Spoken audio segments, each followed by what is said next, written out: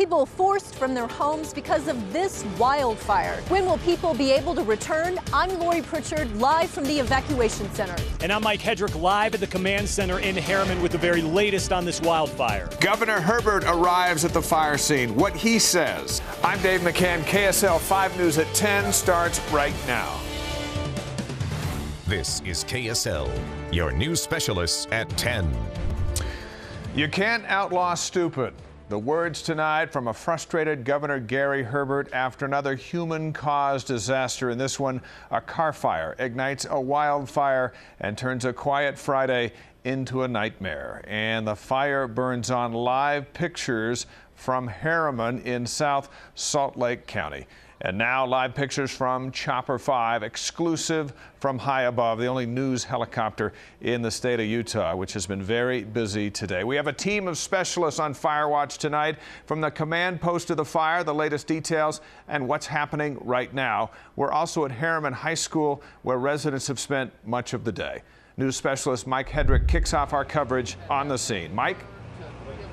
Yeah, Dave, 900 plus homes were evacuated at some point this evening, and it appears that most of those people are going to have to stay where they are. They're not going to be able to return at all tonight. That's word from the governor and most of the officials here this evening. With that said, though, a bulk of the fire seems to be out, at least on this side of the mountain, with the exception of just a few hot spots out there, which they do have crews up there that are maintaining and trying to watch those hot spots and put them out throughout the evening. But with the wind the way it is, you never know, it can pick back up again. We understand 3 houses have been destroyed and a detached garage as well. News specialist Alex Cabrera joined us live. He's been covering this fire really throughout the beginning of this. And Alex, you know, very interesting as the governor talks about how frustrated he is. Well, good reason, as we understand that a car, apparently a hot car, driving up on some hot grass, and that apparently is what started it. That's what it sounds like, Mike, and it's one of those things that easily could have been avoided because the governor says this is something he has spoken about for at least the last 2 years, that dry grass. Somebody just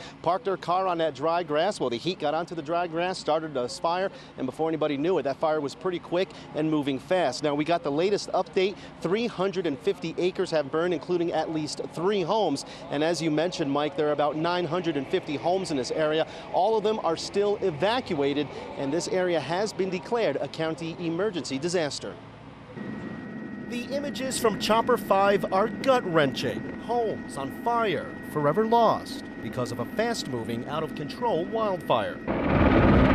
Fire crews got on it as fast as they could. Unlike many fires that start in remote rural areas, this one started right next to houses. We're told a car parked over dry grass started the fire. And with as dry as it is, the grass and sagebrush just lit up. The winds spreading it fast. We've got agencies from all across the valley and even, I think, some of our neighboring counties that we're going to be calling in and using. For evacuation, 7100 West. Utah National Guard members were authorized to help fight this fire. I need the big trailer back here! Families scrambled to get whatever they could before leaving their homes. Natalie Vincent works at this animal rescue where some 500 animals needed to be loaded up and taken away as fast as possible. We have all the chickens and roosters in kennels, and we got trucks coming in to haul them out. But at least for her and some other families, they had time to leave, time to get important items out. For some families, it was too late. It is a tinderbox out here. Now an evacuation center with the Red Cross has been set up at Harriman High School. We're told about 100 people are there as we speak, and if they have nowhere else to go, they could be there at least through the night because that's how long we're told the evacuation is going to last, at least through the night. But Mike, you know, as we're looking out there towards the fire now, it certainly looks a lot better now than it did a few hours ago. Yeah, you just never know what's on the other side of that ridge, and that's the big fear, and that's why crews continue to work throughout this evening. So Alex, thank you very much.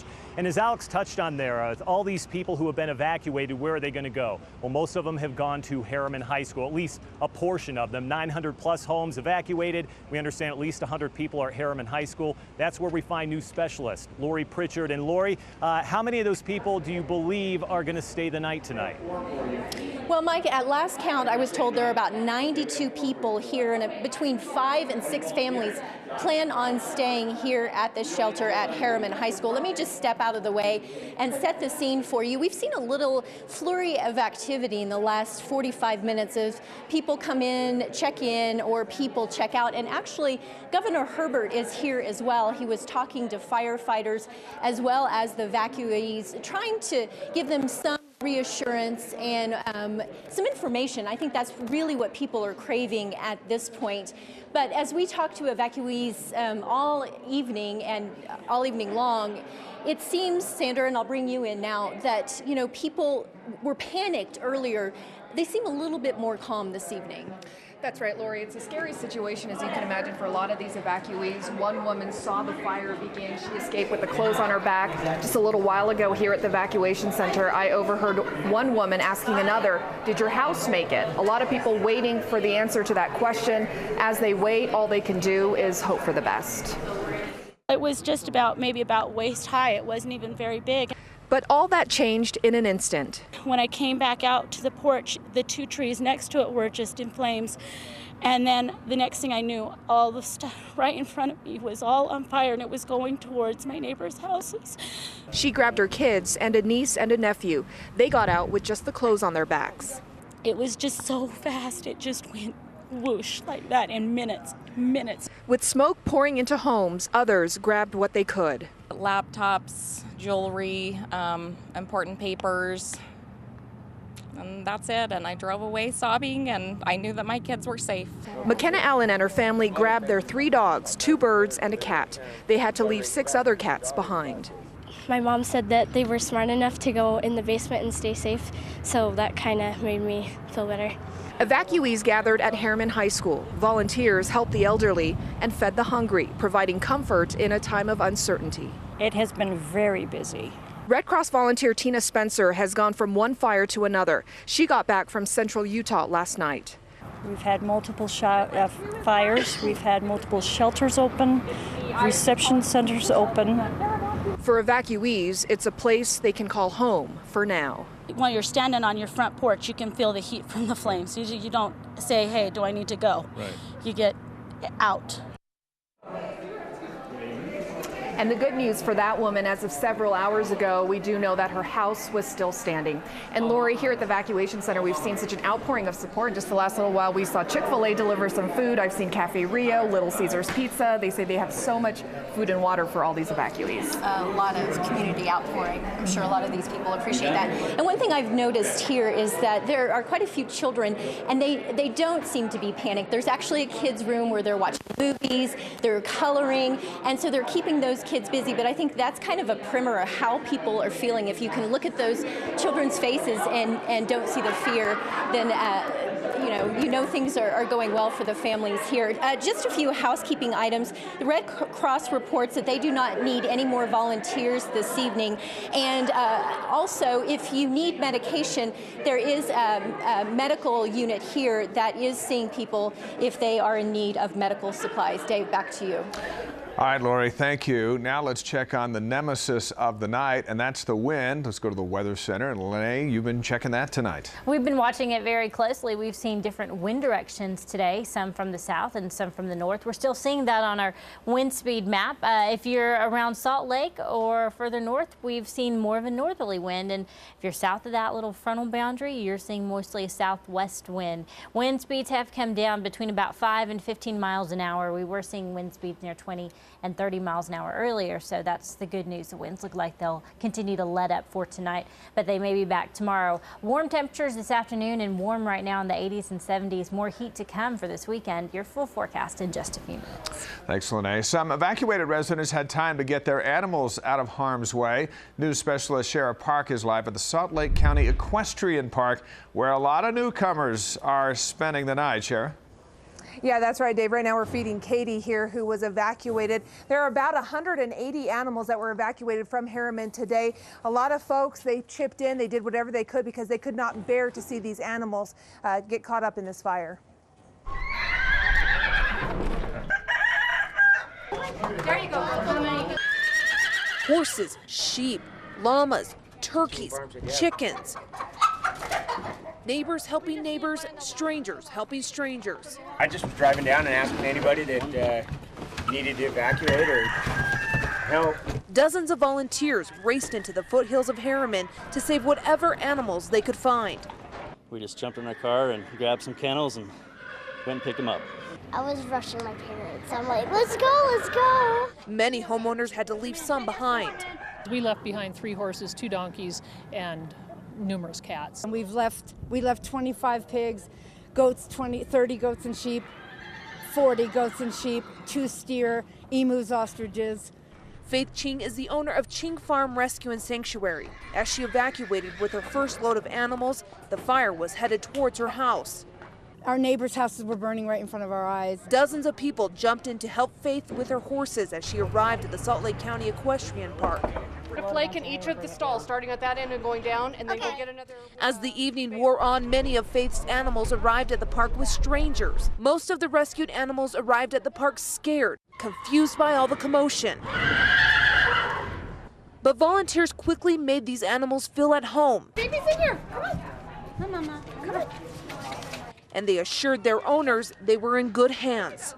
I mean, anything we can do to help the animals. I mean, they're victims just as much as people. Now, for many of the Harriman residents who left animals behind, a lot of these animals, about half of them, are unclaimed at this time. So if you left an animal behind, you can come here to the equestrian park and check in to see if one of your animals made it out alive. Back to you. Sheriff, thank you. It'll be a restless night for a lot of those four-legged fellas.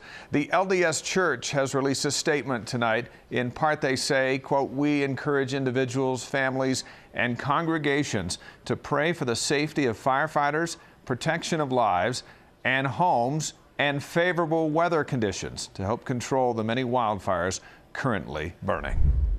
Next, hundreds turn out for a candlelight vigil for West Jordan murder victim Sierra Newbold. And it's back to the fire as it burns this hour. Fire Watch continues on KSL 5.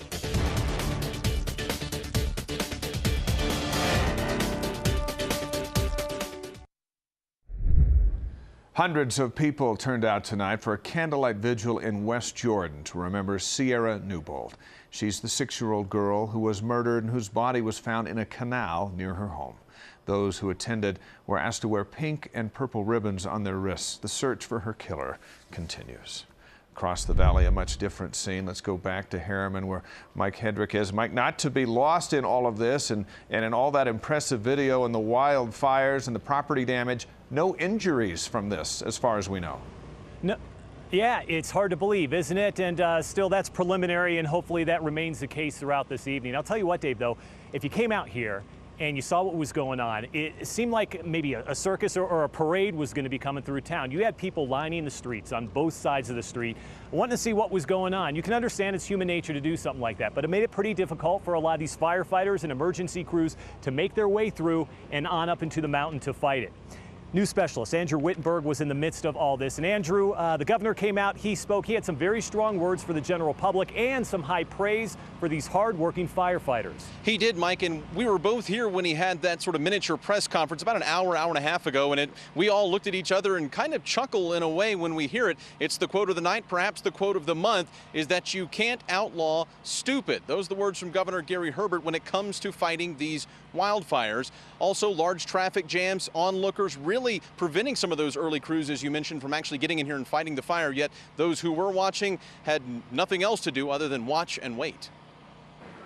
Onlookers by the dozen watch and take pictures as the Rosecrest fire torches homes and structures. Becky Garvey stood with dozens of others, helpless to do anything but watch. I know that it's a barn behind our house was on fire and our fences are melted. My neighbor's husband's up there. Utah Governor Gary Herbert toured burned areas Friday night. If you're going to have a fire, I guess Utah's a good place to have one, but we don't want them. He learned of this blaze as he visited 2 firefighters in the hospital injured in the Oak City fire earlier in the week. They're inspiring people. I mean, they have great attitudes. They are volunteers stepping into harm's way to protect their neighbors, and in many cases, people they don't even know. Traffic and cell phone use were concerns as roads and lines became flooded. Stay away. We were fortunate, though, the winds started blowing the other direction. we had the winds coming and the fire coming down this direction, but fortunately now we're in a somewhat of a safe zone, but still there's some homes up here that are in jeopardy. So some strong words from all sorts of public officials here tonight, and we've heard it again from target shooting and now from a car that has actually sparked a wildfire. Mike and Jed, some strong words, some strong warnings from public officials. Yeah, definitely that's the case. All right, Andrew, thank you so much. Jed Bull obviously live with me right now. And Jed, this is interesting because a lot of the people here are a little leery, I think, for the past couple of years. You had the machine gun fire 2 years ago. It's almost like deja vu for some of them. Right, nothing quite like a bad fire in the past to let you know that you need to even better prepare for the future. Certainly, that was one of the concerns out here tonight. You're bound to have some chaos with an evacuation, but the people that I spoke with said that they've learned some lessons.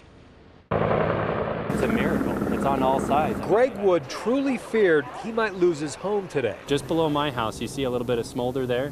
There was a house there. It's gone. He was working in Park City. His wife was outside playing with their kids when flames roared over the ridge and headed for their home. She got the kids in the car, the dog, and got out. Didn't have time to grab anything. They didn't hesitate because they've been through this before. It burned on all four sides, all around us, and it looks like they were able to keep it safe. Tammy Alder watched the fire from her home on an opposing hillside. Kind of scary, so you just have to be ready and prepared. Her car was loaded and ready to go. We got a plan now. She's been on edge for weeks because of the fire danger.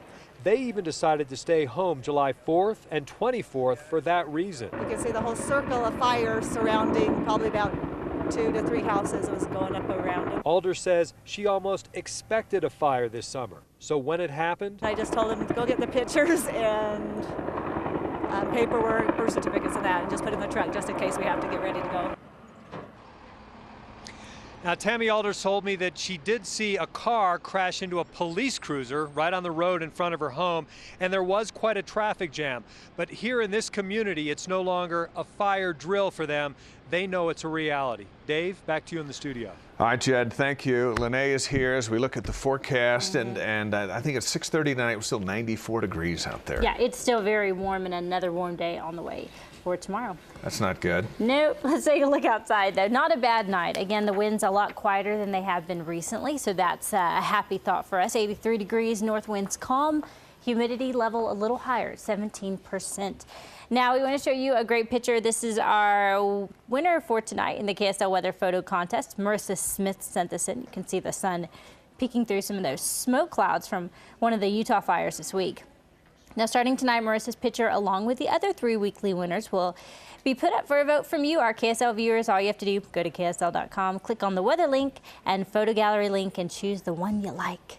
Next Friday, we'll announce the winner, and they will have their photo in the 2013 KSL weather calendar. So thank you, Marissa, for sending that in. Current wind speeds a little bit lighter than what we saw today, between about 5 and 15 miles an hour. We are still seeing kind of variable winds, some from the south, west, northwest, calm, northwest, and we do have a little weak frontal boundary that's really kind of just keeping those winds changing up in that general vicinity. But that southwest wind warmed us up today. 98 was our high this afternoon. The average high is 89 degrees. And as far as precipitation, average for June for this time is about almost an inch.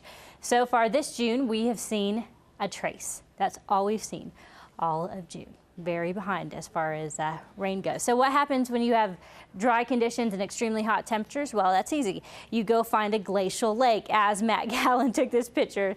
A glacial lake, definitely chilly there, and thought that was a fun picture.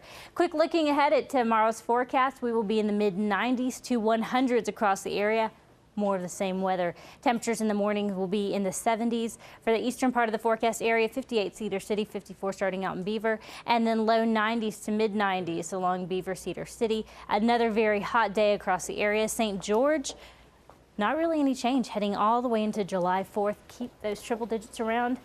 Mid to upper 90s again tomorrow for the Wasatch Front. So another hot day.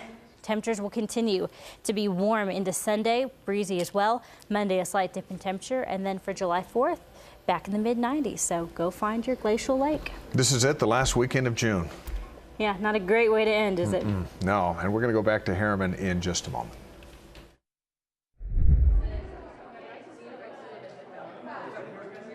I'm Lori Pritchard here live at Harriman High School at the Red Cross Evacuation Center, and I'm joined by Governor Gary Herbert. Thank you so much for joining us this evening. I know you're probably tired.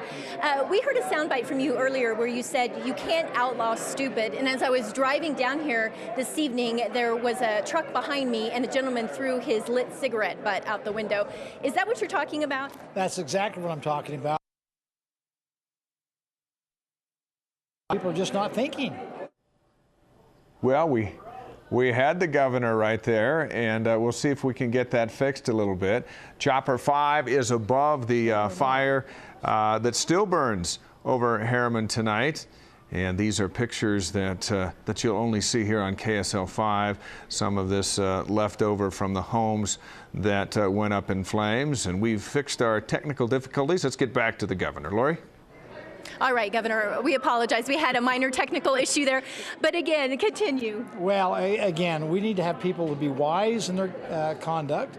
Think about what the possibilities are when you throw a cigarette butt out the window, or park your car on the top of dry weeds and a hot muffler or catalytic converter, which will start a fire, or move a campfire outside of an approved campfire ring.